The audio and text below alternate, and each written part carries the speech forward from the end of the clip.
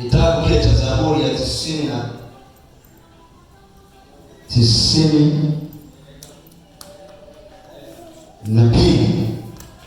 Zaburi, nataka nikusomee neno hapo kwa dakika 10. Kwa nini unahitaji nguvu za Mungu kwenye mwaka 2026 ili urejeshewe? Iko hivi. Kitabu cha Zaburi sura ya Zaburi 92 mstari wa 13. Nisome kwa mstari wa 12, 13 na 14. Biblia inasema hivi: mwenye haki wangu atastawi kama mtende, atakuwa kama mwelezi wa Lebanoni.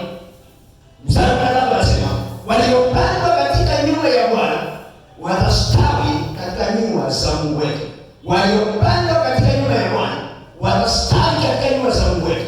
Watazaa matunda hadi wakati wa uzee, watajaa udongo, watakuwa kama ubishi. Waliopandwa katika nyumba ya Bwana watastawi katika nyumba za Mungu wetu. Yesu Kristo asifiwe. Jana nilikwambia nitakufundisha siri ya kuvuta nguvu za Mungu. Siri ya kuvuta nguvu za Mungu ni kukaa katika uwepo wa Mungu. Achana na mambo mengi. Siri mojawapo ya kuvuta nguvu za Mungu ndani yako ni kukaa majira yote katika uwepo wa Mungu. Anasema waliopandwa katika nyumba ya Bwana watastawi katika nyumba zile za Mungu wetu.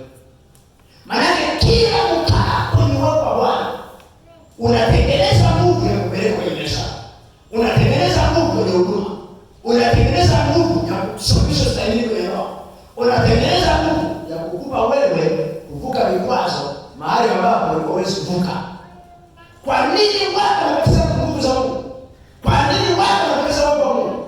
Ni mara wanapochoka wanaacha mambo ya Mungu, wanatoka kwenye uwepo wa Mungu, wanajikuta wako duniani. Yaani unakuta mtu yuko mara mbili, kwa shetani huko na kwa Mungu yuko kidogo. Ni wale wanaosema yaani tuna Mungu. Haitoshi kuwa na Mungu, unatakiwa kukaa kwenye uwepo wa Mungu. Kwa hiyo kitu pekee si kuvuta nguvu za Mungu, kwa sababu hautajua na kile yote ambayo Mungu atakatenda kuhusu yako. Sasa kuna mtu yeye atoka kale yako, amevaa kimini, amevaa kikao, atumwana kanisani, mtumishi, haleluya kwa Bwana, yaani wewe ni mtakatifu. Kuna mazingira yanapoteza uwepo wa Mungu, kuna mazingira anageni uwepo wa Mungu.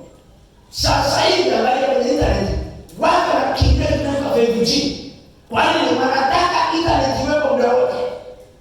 Uwepo wa Mungu ni kama internet. Mahali popote, dakika yoyote, saa yoyote, Mungu anataka azungumze na wewe. Mungu anataka kutembelee. Mungu anataka kurejeshe. Mungu anataka tena kuonyesha leo chako. Sasa mahali ambapo utamani unganishe nguvu za Mungu, wewe umepoteza Mungu. Ni nani ajuaye kwamba Mungu anaweza kuja kusema na wewe usiku? Saa ya usiku unaenda kulala, umeshapazana na mkeo, umeshapazana na mmeo, moyo wako umeshaumia, umelala na kinyongo. Tayari wewe kwa Mungu huko. Maana Mungu anataka azungumze na wewe kwenye kwa habari ya biashara. Wewe kwa Mungu huko azungumza na wewe. Maana kila kukaa kwenye uwepo wa Mungu ni kuvuta nguvu za Mungu na uwepo wa Mungu majira yote. Yesu Kristo asifiwe. Amen. Kwa hiyo siri ya kuvuta nguvu za Mungu ni kukaa kwenye uwepo wa Mungu. Unaweza kuamka asubuhi ukiwa maskini, kufika jioni maisha yako yabadilika. Kwa sababu anayebadilisha maisha yako ni Mungu. Kwa hiyo lazima mwaka huu moja ya kitu ambacho usipoteze uwepo wa Mungu. Ndio maana ukigundua umejikwaa, ukigundua kuna mahali umekosana na Mungu, usianze mambo ya kusubiri tatubu Jumapili. Pale Baba wa rehema, Mungu anayeishi, unayetawala, nitakase rehema. Kwa hii nimependa dhambi. Hapo takasa dakika hiyo. Namna ajuaye kwamba Kristo anaweza kaja dakika hiyo? Nani ajuaye kwamba Kristo anaweza kaja kukupa wewe peke yako? Nani ajuaye kwamba kuna miujiza yako imeandaliwa kesho? Ndio kesho itafanyika. Hii shetani akumishanishe na kwenye majira ya kuzipokea nguvu za Mungu za kweli, atakutoa kwenye uwepo wa Mungu kwanza. Kwa nini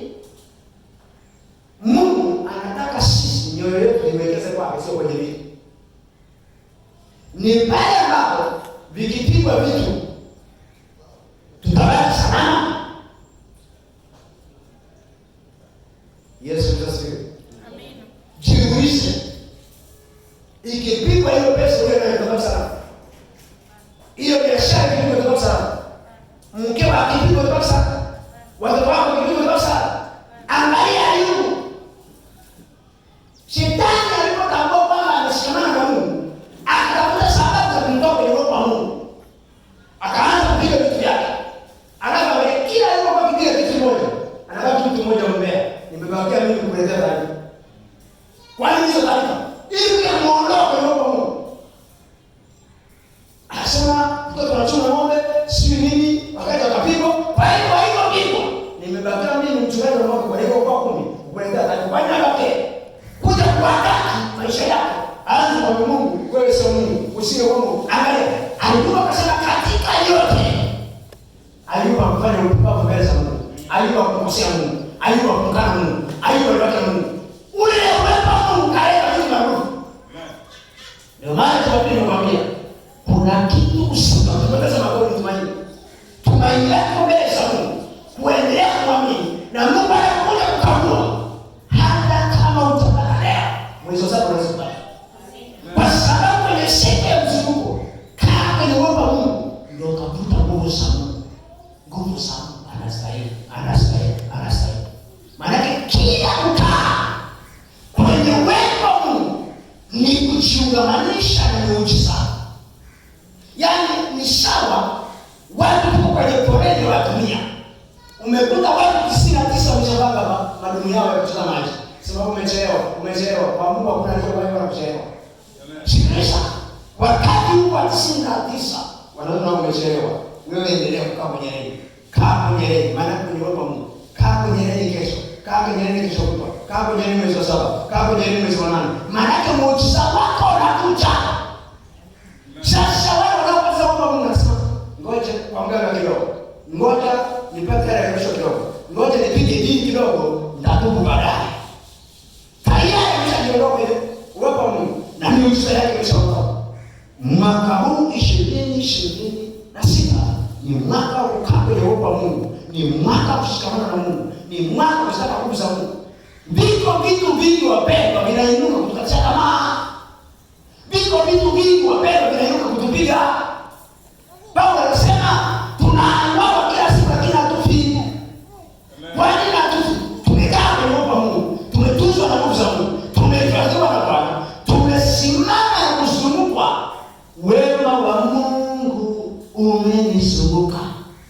Wakileta mauti, kwa sababu kwenye uwepo wa Bwana sio tunakutana na mauti. Wakileta magonjwa, Yesu anakuwa.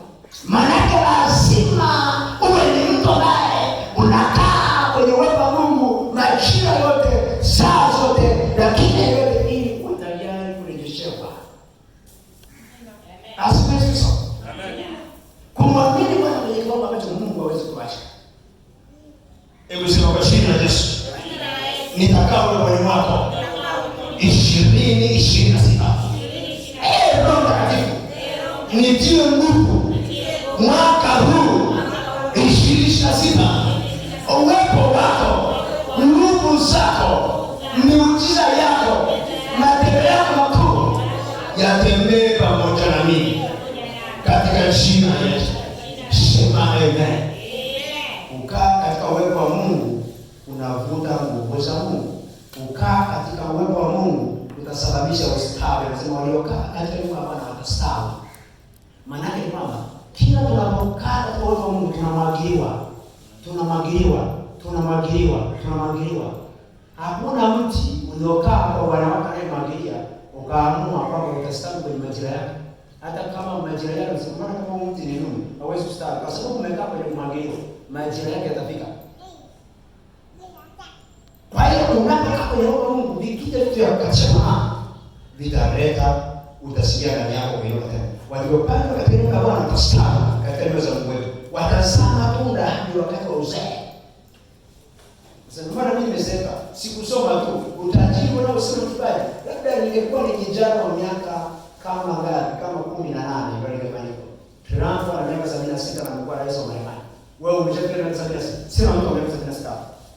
Liko tumaini la mtu aliyokata kuinuka tena. Amen. Wasia sio miaka 80. Ni mwenyekiti wa CCM taifa. Bado liko linakula pale. Mungu anaweza kusababisha kitu hata kwenye uzee wako katokea na ukara kwa faida. Kwani kukaa kwenye uwepo wa Mungu, kukaa kwenye mtendao wa Mungu, kuja kujikatia tamaa, kuja kurudi nyuma, mwambie Baba kwa jina la Yesu, naomba nitembee katika uwepo wako mwaka huu. Nisaidie kutembea kwenye uwepo wako mwaka huu. Nisaidie kusimama na wewe mwaka huu. Nisaidie kutembea kwenye nguvu zako mwaka huu. Acha msaada wa nguvu zako ndani yangu. Kwenye maisha yangu mwaka huu. Tembea pamoja na mimi. Ishaka